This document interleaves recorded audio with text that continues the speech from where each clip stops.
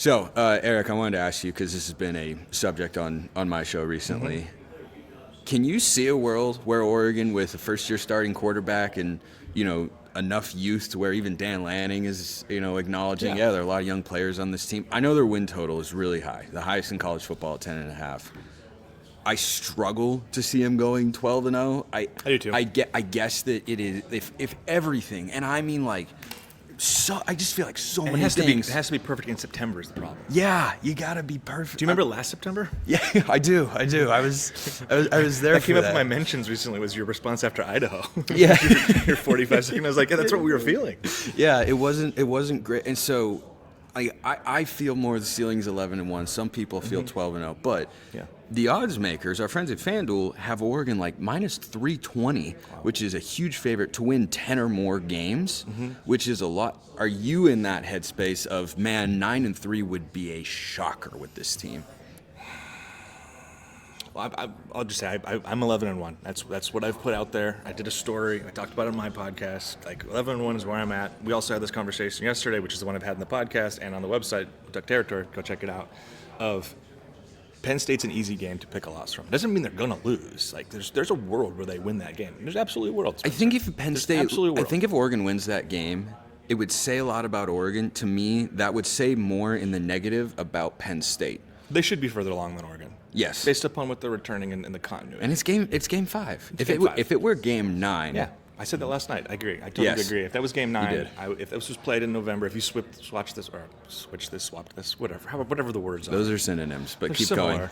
going. With the Iowa game, I would have a little bit different perspective. But if you just want to, we're talking 9-3 or 10-2. If you're just going to put Penn State in the loss column, whether that's fair or not, I think we're going to do that for the sake of this discussion. I just have a really hard time finding 2 more losses. That doesn't mean they won't find them, and those losses won't catch up to them. But and what I said in the pod, to follow up on, is that 11-1 is what I'm predicting, but 10-2 feels fairly, it's understandable for me if that's the outcome. Yeah. I just don't know if there's a team on the schedule that I want to put my neck out and say, Iowa's going to beat Oregon, Indiana's going to beat Oregon, USC or Washington are going to beat Oregon, just based upon recent history. And then you look up at the preseason polls. Like, Oregon is 3rd. I think Iowa was 6th and 10th. USC was like 7th and 9th. Indiana was 6th and 7th, something like that. And you look at it, they're not on the same tier based upon these preseason rankings. Washington was like 10th and 11th. Needless to say, my point is it feels weird for me. It would feel weird for me to suggest I think they're going to lose to one of these teams when those teams aren't really perceived to be on their level. And I think, I think 9-3 feels unlikely. It doesn't mean it isn't possible. Yeah. But I would say if we're looking at 9-3, I think those losses are going to be on the front end. And I don't know if I see, I guess, could they lose 2 straight to Penn State and Indiana? But Indiana's after the bye week.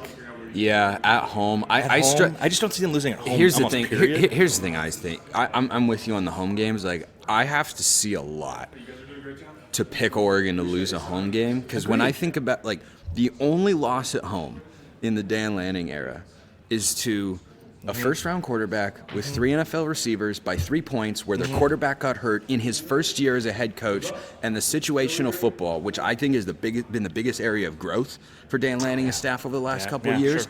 Sure. All of those things, that's what it took to beat Oregon. Now, there are a lot of worlds where Oregon loses to Ohio State at home last year. The fact of the matter is they didn't, because their situational football was going to say, that was so such good. A great growth point. It's night and day. They win that game because Dan makes a genius level bizarre that literally play. Causes a rule change in college football. A week later. Yeah, within a week. And you're nothing right, moves that quickly in the sport. So that, besides a house settlement. Yeah, that's what it took. And I just think about that growth, from where Oregon was in 2022 with this staff, with the Washington and Oregon State games in 2022 to that Ohio State game. That's why I struggle, with the home advantage, the home field advantage that Oregon does have, and we know is so great. I struggle getting to they're going to lose one of those games. That's why they call it an upset. Obviously, you don't think that it's coming, but is Indiana? I think they're a step back team, and I don't think Oregon's as good as last year, but I think Oregon was better than Indiana last year. I think both take a step back. I think Indiana's might be a little bit more sizable record-wise, but team-wise, I think it'll be about the same level of regression as Oregon. And then you've got a home game. And it's like, well, yeah, I'm going to take the team who I think is better, the roster who I think is better at home. I think one thing, just to go back to the coaching element, one of the first things Dan mentioned to me, and he talked about it up on stage, was coaching continuity. And the value of that in a year where you don't have the player continuity, right? Like this, we ran through it. I'm sure you've talked about on your show ad nauseum this whole offseason, because what else are we talking about? It's like, they don't bring anyone back. The guys they do bring back are super good, and they've got all these young, unproven players that everyone's really fired up about. And I've got some thoughts on that based on conversations I had with both Mateo and Bryce earlier today. But I think it maybe can help a little bit to just kind of. Maybe those growing pains aren't quite as stark, because when you've got both coordinators have been here now for multiple years together, and most of the assistant coaching staff beneath them have as well. It was a very straightforward offseason. They lose, I think, one of the best receivers, probably the best receivers coach in program history. If you look at the recruiting, you look at the development. I don't know who you'd put ahead of him. You look at the statistical barometers, and I know some of the statistics are based upon it being a way more open I mean, pass offense. Oregon hadn't had a 1,000-yard receiver since 2018, and then in 2023 they have two in the same year. That's crazy good work. So you lose Junior, and again, recruiting, I mean, he's got to hit a 5-star every cycle. I mean, it's really, really high-level, impressive stuff, but I think Ross Douglas is going to be fine, and I think the fact that the rest of the guys are back, I think that's a huge win, especially when you look around this conference, and that's not the case everywhere, and especially, even with some of the big rivals in this league right now, having to replace some coaches. So, yeah, we'll see. I mean, it's really easy in late July to sit here and say, they're going to go 11-1, which is what I've already done myself. I think you've probably done as well. I haven't gotten there yet. Okay. Haven't fully gotten to record prediction season yet, because I'm in the same camp as you, where instinctually I want to say 10-2, but then I'm like, where is Mark exactly where? And it terrifies me, frankly, to look at the last game of the regular season, because that's one I think Washington will be an improved team. Yeah. And it's on the road, rivalry game. That's going to be a big time tough environment. Oregon will have already gone to Penn State and Iowa, though, so they'll have gotten their feet more than a little down. They'll have been, doing a cannonball, or a Dannonball, I should say, into tough road game environments. Let me throw one at you, and again, just please everybody understand, this is why it's called an upset. Have you been to Piscataway, New Jersey before? No, but I'm going to be there in you about are 3 going. months. You are going to be there. That's okay, gonna be great. Just say this out loud. Coast to coast trip against a bowl team. Yeah. That can get the Wisconsin game last year on paper. Oregon was a road double-digit favorite. Ask Washington what it's like to go play Rutgers on the road. Okay, but that Washington team was not good. Sure, yeah, true. Sure. But they played so badly in that game to a team. Horrifically. They turned it over 5 times. Yeah, and a lot of it was on the goal line. And they weren't a good team, but that version of Washington that was probably the worst they looked all year. It's 70% of what they were the rest of the year. 2 games, Oregon can't be 70% of itself at Rutgers. Yeah, my point. Yeah. I think that the Rutgers. It's easy to dismiss. It's Rutgers. Okay, sure. Oregon has got a way better roster and more talent and such, but it's a long trip. It's a unique trip, and their fan base is stronger than a lot of you probably think and realize. They'll show out. If Oregon goes in there with a top 10 ranking, guess what? That's going to be one of the biggest games of the year for Rutgers. It will be either way, I think. Right, and if Oregon plays sloppily, it could be, I think, a rehash of the Wisconsin game. A 5-6 win team that you play on the road in a tough environment with a long trip, it can get weird. And, Oregon could have beaten Wisconsin by 17, 20 points last year, but what happened? Dylan Gabriel throws a red zone interception, and Oregon's just not firing on all cylinders. That moment, Oregon was up 3-0, and they're about to go punch it in, and not giving the ball to Jordan James inside the 10 is a decision in and of itself. But Justice Lowe's wide open, and an accurate quarterback throws a ball behind him. It's tipped in the intercept, and the entire complexion of that game changes, and all the momentum. And I don't know, just your thoughts on that Rutgers game. Well, I did a hierarchy. I was going to ask you if you've done this exercise or at least thought about it of after Penn State. I have. Oregon's not getting any commits this time of year. you've been everything. I've been thinking about everything for content. Yeah, same here. I mean, we're in the same boat. We're in the same industry, but covering the same team. We have the same pitfalls.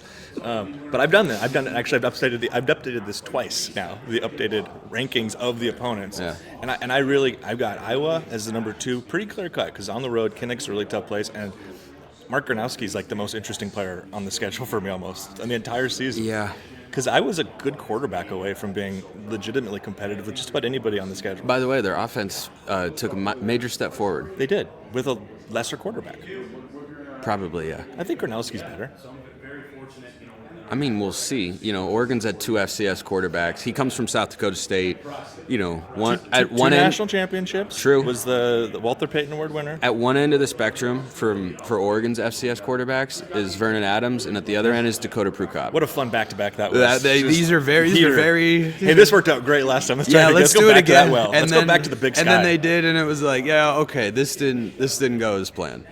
Yeah, no, yeah. So that's why it's interesting. Is like you can't suggest he's going to translate 100% of what he was at South Dakota State, where he was like a real dual threat guy, super productive, won a crazy number of football games. Like I said, won national championships there. But can he be like 80% of that and lead the offense to being like, I don't know, top quarter in the Big Ten? That's probably all they need with the way they play defense and just the way they play stylistically. That game's to me the scariest. And then I go Indiana because I'm bullish on the Hoosiers, probably more than most people are. I like their defense. Fernando Mendoza. I think they're good. I think they're going to be good. Mendoza, like I don't know, that's another question mark, right? And that's the thing. You look at the schedule, a lot of quarterback questions. And then I've got that's a theme in the Big Ten and the SEC. It was last year. And then I come down to USC and Washington as the next tier, or kind of in the same group. But like those are the other ones. At Washington, what are they going to be? Right? And my thing is, are they that much better in the trenches? Because if the answer is no, I don't care how good DeMond Williams is, or Jonah Coleman is, or Denzel Boston, or any of that. DeMond Williams was great at Autzen last year. He was really good. He was 20 for 25. I think he was 17 of 20. Okay, well, whatever it was. Yeah. I looked at it recently. He was really accurate. He was really good. He was also on his butt for 10 of the play. Yeah, and so they have upgraded their offensive line. I don't know if it's enough, but I think, you know, Jed Fish is a good coach. He is. And, I mean, he had to have seen what the rest of us saw, which is, man, this offensive line needs to just be torn down to the stud. But can you upgrade that much in 1 year tough position at Washington? Because Oregon's defensive line is, again, even without the guys that went to the NFL, it's going to be nasty. I like that. That's my top unit for Oregon. Mateo was all about it. He was great in the interview today, and he was hyping up these young guys. Like awesome. Elijah Rushing, he goes, last name is Rushing for a reason. I'm like, no one said. I'm sure no one's. Why did I not? I'm sure no one said that anywhere in his life.